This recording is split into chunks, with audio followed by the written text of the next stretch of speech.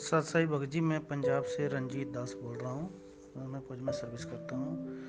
भगत जी, एक मेरी शंका का समाधान करना।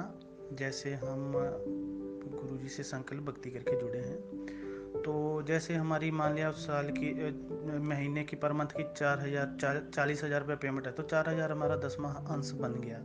तो हम उसमें से क्या करते हैं, 10वें अंश के 4,000 में से जैसे ज्योति का जो पैसा होता है, जैसे हर महीने 4 डब्बा घी का जो भी ज्योति का लगता है 1,500 रुपया, उसका उसी पैसे में से निकालता हूँ। जैसे 4,000 10वां अंश है, उस 10वें अंश में से ही वो निकालता हूँ, बाकी 2,500 बचता है। उसी के हिसाब से मैंने रखा हुआ है पैसा गुरु जी के नाम पे।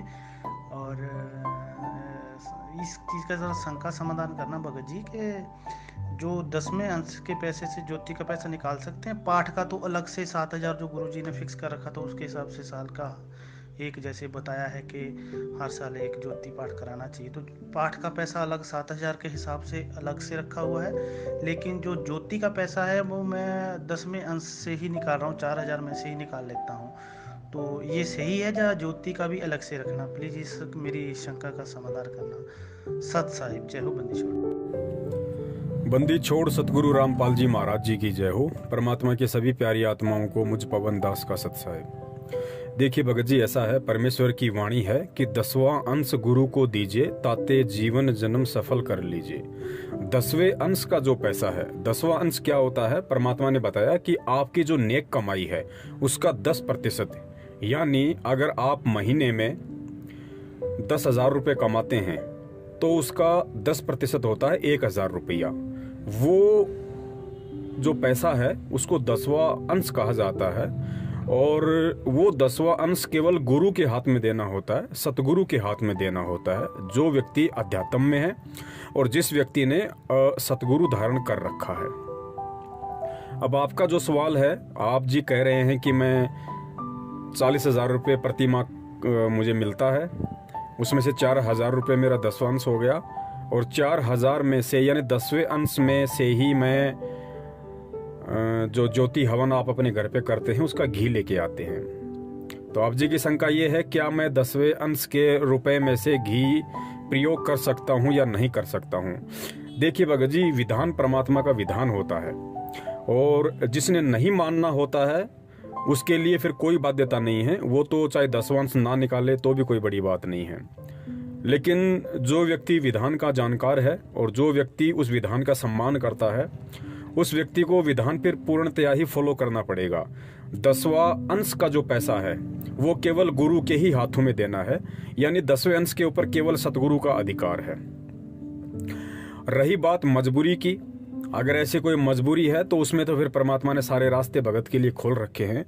मान लीजिए आपके पास 10वें अंश का पैसा रखा हुआ है और पैसा घर में नहीं है, अचानक से आपका बच्चा बीमार हो गया, आप बीमार हो गए घर में, और किसी ज़रूरत की चीज़ की तंगी आ गई, तो फिर परमात्मा ने बोल रखा है, इन सब बातों के लिए कॉमन सेंस की बात है, आप 10वें अंश का पैसा अपनी उन ज़रूरतों में लगा सकते हैं, लेकिन अपना नोट करके रख लें कि मैंने परमेश्वर का जो 10वां अंश निकाल के रखा था उसमें से मैंने 2,000 रुपये मेरे मतलब पर्सनल यूज के लिए मैंने यूज कर लिए हैं, और जब परमेश्वर को देने होंगे तो उस समय मुझे 2,000 रुपये वापस उसमें मिलाने होंगे, वो एक अलग बात है। वरना 10वें अंश का जो पैसा है हम उसमें से मतलब अन्य चीज़ों को शामिल नहीं कर सकते। 10वें अंश का पूरा पैसा हमने गुरु को ही देना होता है। ज्योति यदि हम जलाएं तो हम अपना अलग से घी लेके आएं। देखिए, मजबूरी का मैंने बता दिया, अगर मजबूरी है जब तो आप जला सकते हैं, कोई बात नहीं है, अन्यथा 10वां अंश का पूरा पैसा गुरु को ही देना होता है। एग्जाम्पल के तौर पे आप किसी अच्छी स्कूल में अपने बच्चे को पढ़ाते हैं, तो आपको पता है कि स्कूल आपको अपनी फीस बता देता है कि हमारे फीस एक साल की 80,000 रुपये। 80,000 रुपये तो आपने खाली उस बिल्डिंग में अपने बच्चे को बैठाने के लिए जमा करवाए हैं। उसके अलावा जो बुक्स आएंगी, जो बच्चे की ड्रेस है, बच्चे का जो क्या बोलते हैं, जो गाड़ी वगैरह से जाता है, जो उसका ट्रांसपोर्टेशन का खर्च है वो अलग है। बच्चा जब कहीं पिकनिक पे जाएगा, स्कूल का टूर जाता है, तो उसका खर्चा अलग से होता है। हम सब इन बातों को अच्छे से जानते हैं। स्कूल जो है कभी भी अपनी जो फीस होती है उसमें से बच्चे की सारी सुविधाओं को शामिल नहीं करता है। तो ठीक इसी प्रकार भगत जी, ये जो अध्यात्म है, जो आश्रम है, वो हमारा एक स्कूल है। गुरुजी हमारे टीचर हैं, और गुरुजी ने सत्संगों के बदले हमारे जीवन को सफल बनाने के लिए और आने वाले समय में हमारे प्रारब्ध में जो संकट हैं उनको हल्का करने के लिए, उनकी दिशा मोड़ने के लिए परमात्मा ने 10वें अंश के रूप में एक फीस रखी हुई है। तो वो फीस तो उनको कंप्लीटली ही देनी पड़ेगी। उसके अलावा यदि आप कोई और चीज करते हैं तो उसको आपका अपना अलग से वे करना होगा। सत्साई, जय हो बंदी छोड़ के।